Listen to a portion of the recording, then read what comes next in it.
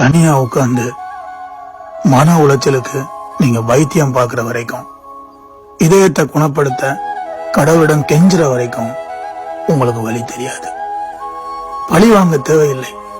அந்த நபருக்கு நீங்கள் உண்மையாக இருந்திருந்தால் இனி அவருக்கு நீங்கள் இல்லை என்பதே அவருக்கு பெரிய தண்டனை தான். நீதான் என் உலகம்னு சொன்னவங்க உங்களை விட்டு பிரிஞ்சு போகிறப்போ உங்களை பற்றிய புகார்களை எடுத்து வைப்பாங்க. அதுல பாத்தீங்கன்னா உங்கள் தவறுகளின் பட்டியல் நீண்டு கொண்டே போகும். சில பேரிடம் உங்கள் சொந்த கதையும் சோக கதையும் நாங்க சொல்லாத வரைக்கும் நீங்க எப்படியெல்லாம் ஏமாற்றப்பட்டீங்க என்றதே உங்களுக்கு தெரியாமலே இருந்திருக்கும். உங்கள் இதயத்தை உடைத்தவர்களுடனும் உங்கள் வாழ்க்கையை அளித்தவர்களுடனும் உங்கள் அன்பையும் இரக்கத்தையும் மன்னிப்பையும் பயன்படுத்தி கொண்டவர்களுடனும் நீங்கள் தொடர்பிலேயே இருக்கக்கூடாது.